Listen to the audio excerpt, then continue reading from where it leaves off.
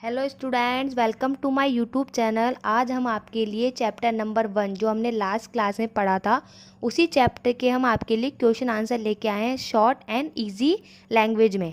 Question number 1, लेखक ने पाठ में गानपन का उल्लेख किया है। पाठ के संदर्भ में स्पष्ट करते हुए बताएं कि आपके विचार में इसे प्राप्त करने के लिए किस प्रकार की अभ्यास की आवश्यकता है। लेखक ने बताया है कि पाठ में गानपन का उल्लेख किया गया है और इसे स्पष्ट किया गया है और आपसे पूछा गया है कि आपके विचार से इसे प्राप्त मीन्स ज्ञानपन को प्राप्त करने के लिए किस अभ्यास की आवश्यकता है। इसका उत्तर देखिए, लेखक ने पाठ में गानपन के लिए कहा है, यानी गानपन के बारे में लेखक कह रहे हैं कि गानों में वह मिठास और निर्मलता होनी चाहिए जिसे सुन के मन आनंदित हो उठे, यानी कि गाने इतने अच्छे होने चाहिए जिसे सुनकर मन आनंद भर जाए। और हमें निरंतर अभ्यास की भी आवश्यकता पड़ेगी कि हमें अच्छे और सुरीले गाने गाने के लिए हमें निरंतर लगातार अभ्यास की आवश्यकता होती है, ताकि गाने के अंदर लय, ताल और सुरों की समझ होनी चाहिए। मीन्स जो हम गाना गा रहे हैं उस गानों के अंदर इन तीनों का होना आवश्यक है और हमारे गले जिस कंठ जिससे हम गाना गा रहे हैं उसे मिठास होनी आवश्यक है। क्वेश्चन नंबर 2, लेखक ने लता की गायकी की किन विशेषताओं को उजागर किया है। आपको लता की गायकी में कौन सी विशेषता नजर आती है, उदाहरण सहित बताएं। मतलब लेखक कह रहे हैं कि जो लता मंगेशकर जी जो गाना गाती है उनकी कौन कौन सी विशेषताएं उजागर की गई है और आपको लता जी के अंदर कौन कौन सी विशेषता नजर आती है। इसका उत्तर है, लेखक ने लता जी की गायकी की विशेषता बताते हुए कहा है कि जो गाना गाती थी उनके गानों में स्वर व कोमलता, निर्मलता, यानी उनके स्वरों में कोमलता और निर्मलता इतनी होती थी कि जो वो गाना गाती थी उनका गानों का जो नादमय है वो अपने आप ही एक दूसरे से मिल जाता था। मतलब जो वो गाना गा रही है उनका ताल अपने आप ही एक दूसरे से मिल जाता था। गाने में उच्चारण पूरी तरह से स्पष्ट हो, यानी कि गाना बहुत अच्छी तरीके से स्पष्ट हो, समझ में आए लोगों को, और उनकी आवाज़ भी इतनी मधुर थी कि हर किसी को वे अपनी तरफ खींच ही लेती थी। यानी कि जो एक बार लता जी का गाना सुन लेता है ना, उनका मन करता था कि उनके गाने को बार बार सुने, क्योंकि उनकी आवाज़ ही इतनी मधुर थी। क्वेश्चन नंबर 3, लता ने करुण रस के गानों के साथ न्याय नहीं किया, जबकि श्रृंगारपक गाने वह बड़ी उत्कर्षता से गाती थी।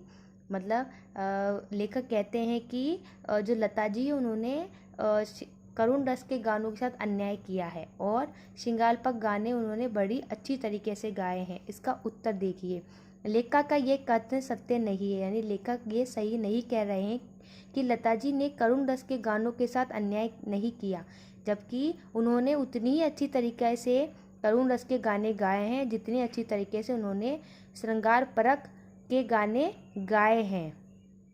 बस उन्होंने करुण रस के गाने थोड़े ऊंचे स्वर में गाए हैं जो लेखक को पसंद नहीं आए। इनका दोष वह उन दिग्दर्शकों को देते हैं जिन्होंने उनसे ऐसे गाने गवाए, यानी कि इनमें लता जी का कोई दोष नहीं है, दोष उन दिग्दर्शकों का है जिन्होंने उनसे ऐसे गाने गवाए। क्वेश्चन नंबर 4, चित्रपट संगीत ने लोगों के कान बिगाड़ दिए हैं, अक्सर यह आरोप लगाया जाता आ रहा है। इस संदर्भ में कुमार गंधर्व की राय लिखे।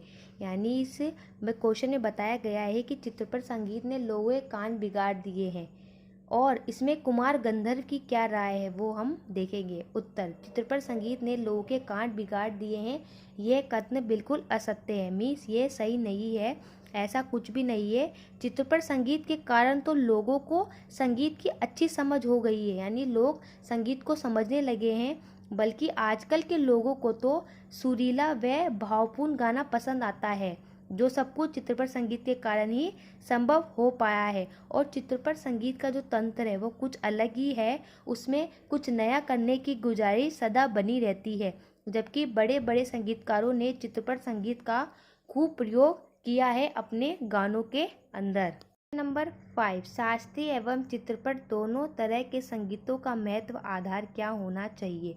कुमार गंधर्व की इस संबंध में क्या राय है, यानी शास्त्रीय संगीत और चित्रपट संगीत का अपना अपना क्या महत्व है, उसे कुमार गंधर्व इस संदर्भ में क्या कह रहे हैं? देखिए उत्तर में, लेखक के अनुसार शास्त्रीय संगीत और चित्रपट संगीत की तुलना नहीं की जा सकती, क्योंकि दोनों संगीत, चित्रपट संगीत और शास्त्रीय संगीत दोनों अलग अलग है। चित्रपट संगीत की अपनी विशेषताएं हैं और शास्त्रीय संगीत की अपनी विशेषताएं हैं।